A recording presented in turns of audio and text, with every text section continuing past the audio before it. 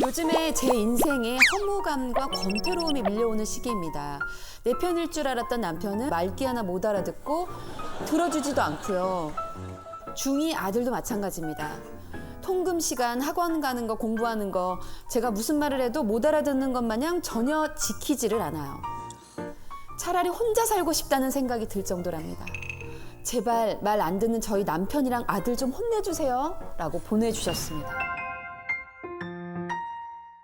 혹시 주인공분을 또 만날 수 있으면은 저쪽에 계신다. 안녕하세요. 안녕하세요.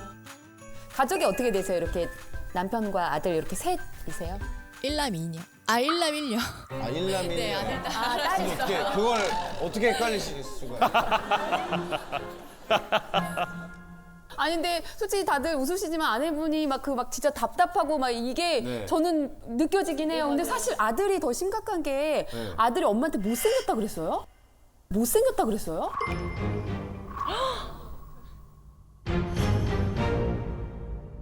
못생겼다 그랬어요? 저 어디 봐서 못생기진 않았거든요. 진짜 못생기진 않았거든요. 진짜 어디서 그냥 한 번 태어나서 들어본 적이 없거든요.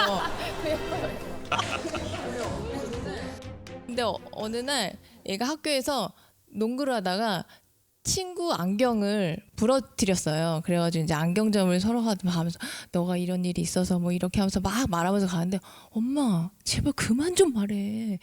못생겨가지고. 어머나 어떡해.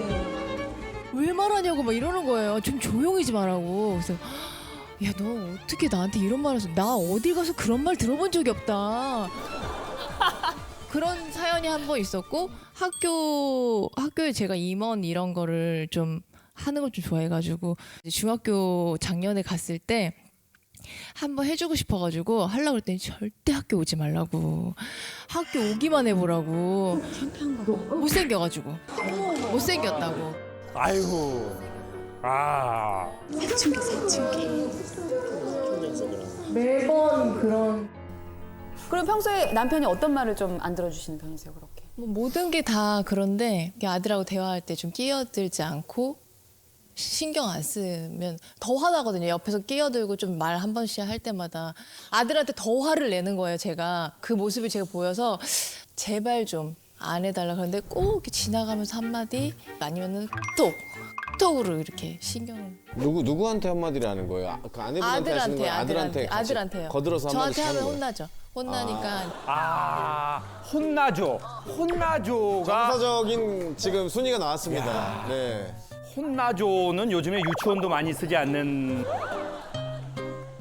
아니, 우선은 그 부분에 대해서 이제 와이프가 당부를 계속 많이 하긴 했었어요. 이제 훈육을 할 때 이제 남편의 입장에서는 좀 들어주고 아들을 좀 토닥토닥 해주길 바라고.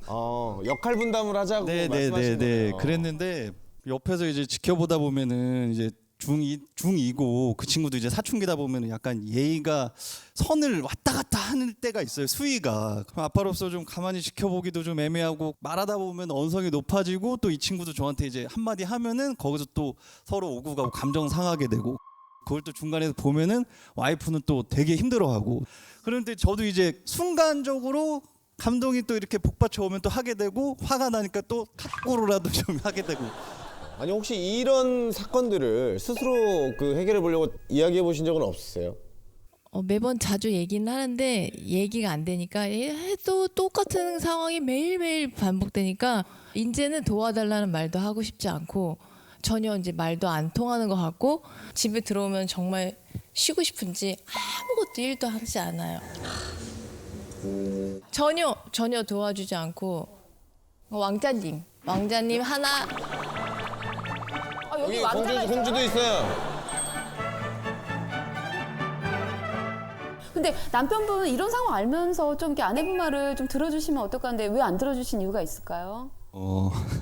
들어주려고 많이 노력을 하는데 그러니까 이제 사회생활하고 들어와서 민감하다 보니까 거기서부터 어느 순간부터 되게 많이 어긋나 온 것 같아요. 이제 계속 멀어지고 그러다 보니까 저도 제 의견을 표현을 하면은 무조건 좀 묵인을 하고 그래서 이제 제가 거기서 반박을 하면 또 이제 싸우게 되고 또 이제 중2 아들도 그거 못지않게 또 걷다가 이제 더 하니까 이 친구가 많이 좀 슬럼프가 온 건 사실인 것 같아요. 그래서 요즘에 좀 저도 변하려고 해서 요게 나오기도 했고, 그래서 뭐 선생님이 많이 조언해 주시면 오늘 좀 듣고 반성하려고 합니다.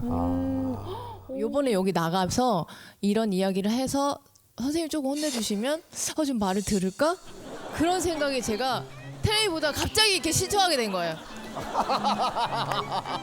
안 혼내주시면 안 될. 안 혼내주시면 안 될.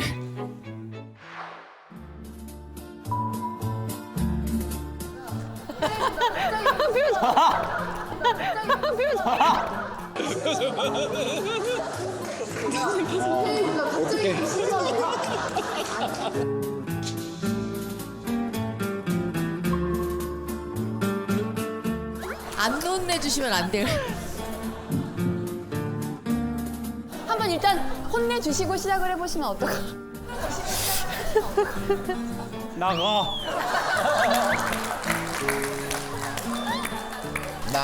가가.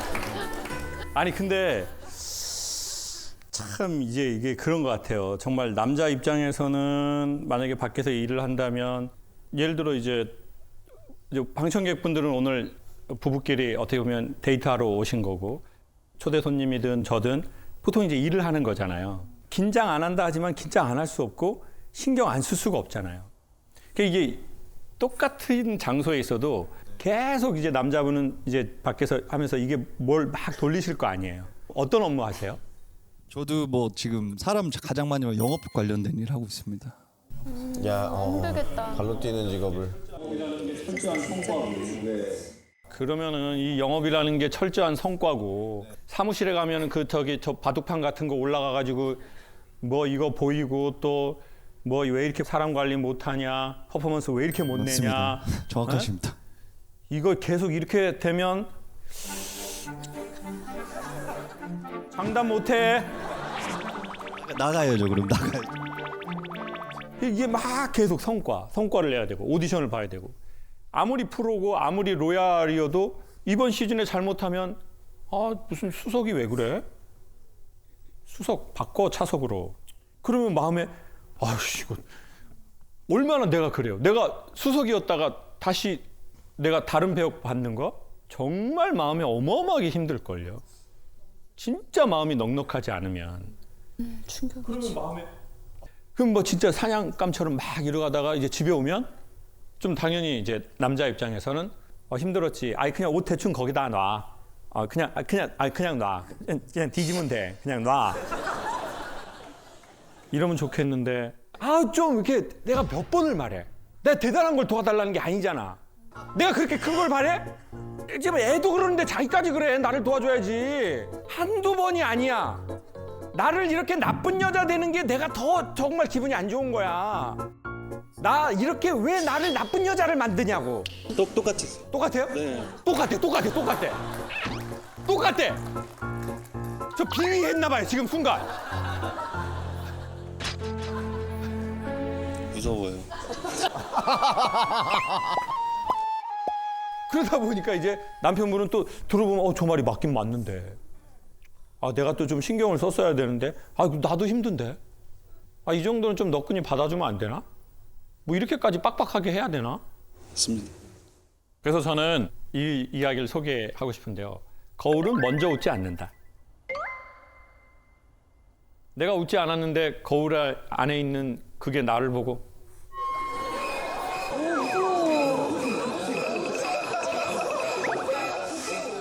그래서 사실 내가 웃어야 거울도 웃는데 그럼 아내분 입장에서는 이렇게 말할 수 있어요. 강사님, 제가 수십 번, 수백 번 먼저 웃었어요. 근데 안 웃는 거예요. 저는 저보고 먼저 웃어달라고 한 게 아니에요. 제가 이렇게 했어요. 남편에게든 아들에게든. 근데 내가 10번 웃었는데 왜 나한테 한 번도 안 웃어줘요? 그렇게 무리한 걸 원한 게 아닌데. 제가 보기에 인간이라는 거울과 거울은 약간 시차가 있는 느낌인 거예요. 내가 웃었다고 얘가 바로 안 웃는 거예요. 왜냐하면 저쪽은 자기의 시간대가 있으니까 이 시차가 있게 좀 오래 있다가 웃는 경우가 있는 것 같아요. 그리고 그 가장 큰 암흑기가 중학생 애들이고요. 이 새끼 걔네들은 그냥 약간 블랙홀 같은 거예요. 내가 계속 뭔가를 던졌는데 이게 계속 어디로 막 가서 없어져 버리는 거예요. 그래서 전 중학교 애들 강의는 저 정말 강사료 어마무시하게 줘도 안 하거든요. 아니 해봤거든요. 1000명 남자애들만 진짜 거짓말 1도 안 하고요. 1시간 동안 저 이렇게 봐요.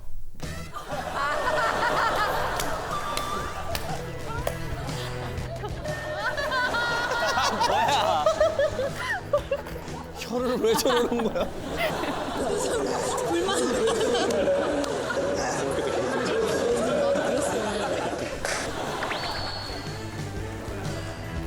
눈은 날카롭지만 어디를 보는지 모르겠어요. 그래서 제가 이해하려고 노력했어요. 그래, 힘들지. 그래, 내가 여기 와서 미안하다. 속으로 이렇게 생각했어요. 그리고는 막 웃기려고 막 이런 것도 해보고 막 해봤어요. 앞에 있는 애가 자기 친구한테 저 들으라고 나이 먹고 고생한다. 이씨. 아까 그것처럼 못생겨가지고. 저한테 나이 먹고 고생한대요. 그걸 저 들으라고 말하더라고요. 그날 제 자존감이 야 그래 내가 이 직업이 의미가 있나? 남들한테 도움되는 걸 해야지 뭐 애들이 와서 따분하다고 생각하고 지루하다고 생각하고 이게 막 한 몇 주를 가는 거예요. 이 떨어지는 이게. 근데 제가 보기에 이제 이 애들은 딱 이 시기가 가장 그 피드백이 안 오는 시기.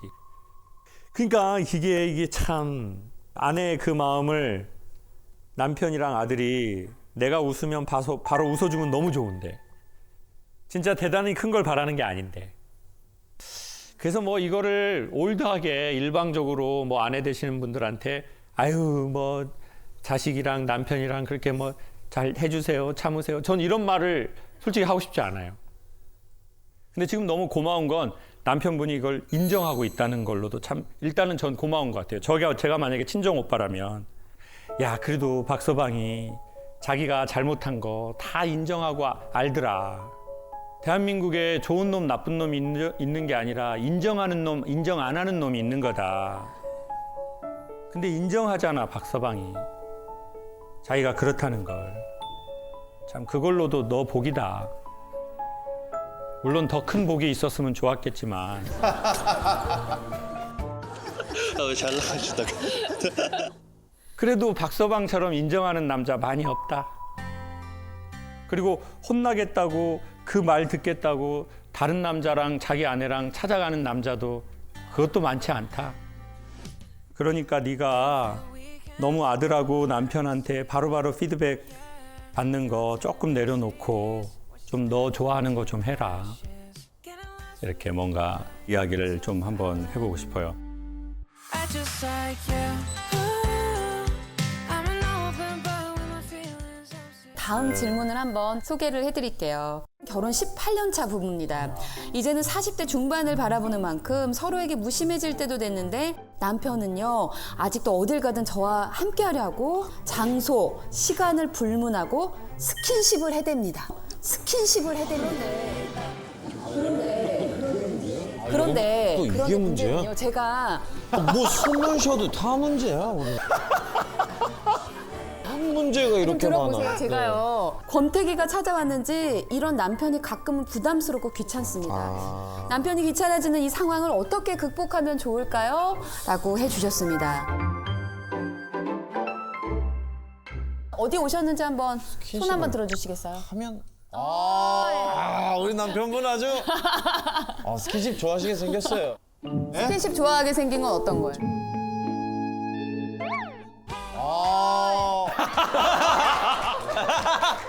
안경으로 단단히 봉인해 놓고 계시네. 남편분이 애정 표현을 하신다고 말씀해 주셨는데 네. 어느 정도 이제 좀 자세히 설명을 좀 해주세요. 제가 만약에 설거지를 하면 이렇게 지나가면서 이렇게 손으로 엉덩이나 이렇게 신체를 그냥 이렇게 쓱 훑고 지나가고 네, 운전하면서도 그냥 갑자기 뜬금없이 조심해 이러면서 예. 조심했는데 위치가 조금 그러네요. 네. 이렇게 하면서 위치가 약간 좀 네. 그렇게 이거는 기본이고 처가를 자주 가는 편인데 장인 장모님이나 뭐 저희 이모 이렇게 계시면 내 옆에 한 번만 와줘, 여기 한 번만 누워줘, 이렇게 한 번만 안아줘 이렇게 하면서 그냥 이렇게 계속 이렇게 예, 자기 좀 사랑해 달라고 예, 그러면서 저는 되게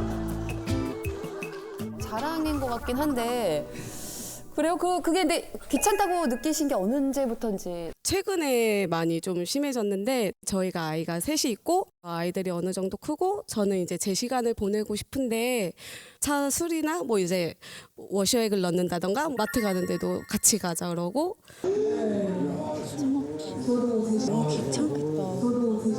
전에도 계속 18년 동안 그러셨어요? 아니면 꾸준히 일관성 있게 하고 있는데 저는 이제 너무 이야, 저 남편분은 저는 진짜 멋있다. 저도 제 시간을 갖고 싶고 멋있다. 그런데 너무 이게 심해서 똑같아요. 예? 똑같아요. 아 똑같아요. 네, 남편분하고 야. 준석이가 하는 행동이 똑같아요. 동지. 인사했어. 이렇게 인사했어.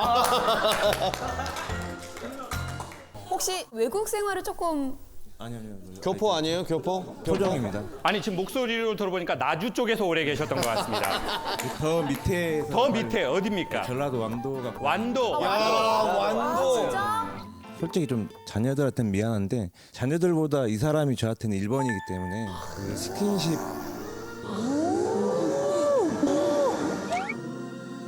저는 제 마음 가는 대로 이렇게 표현을 하는 건데 이제 사람은 그게 너무 과하다.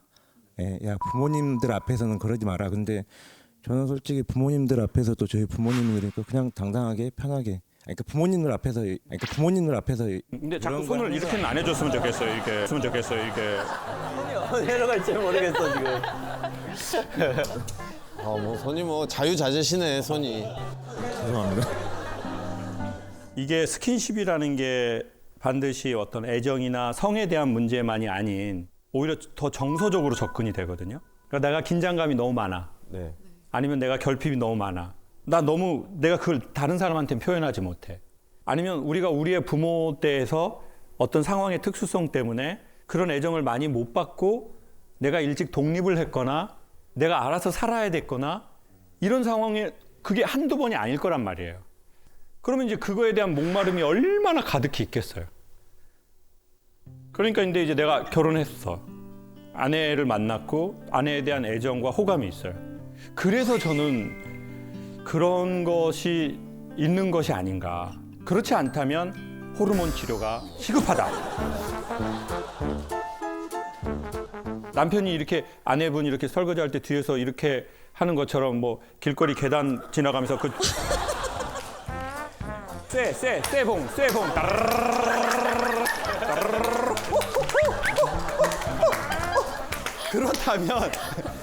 그렇다면 그건 개그인데 아내분이 이게 진심으로 조금 살짝 불편하다면 남편분이 생각해 볼 여지는 있을 것 같다. 왜냐하면 사랑은 열정보다는 예의에 가깝기 때문에. 내가 이렇게 나는 정말 애정해서 사랑해서 했는데 아내가 나는 조금 이렇게 좀 이 선을 지켜줄 수 있어? 나도 당신하고 그런 게 좋은데. 그렇다면 남편 입장에서 한번 생각해 볼 수 있지는 않을까. 그래도 일단은 정말 이런 사연은 강연 20년 만에 처음이네요. 오늘 약간 10만이가 된 것 같은 느낌이에요. 이랬거나 저랬거나 남편분도 아내분도 복 받으신 것 같습니다. I know it sounds crazy, maybe one day I could share them with you.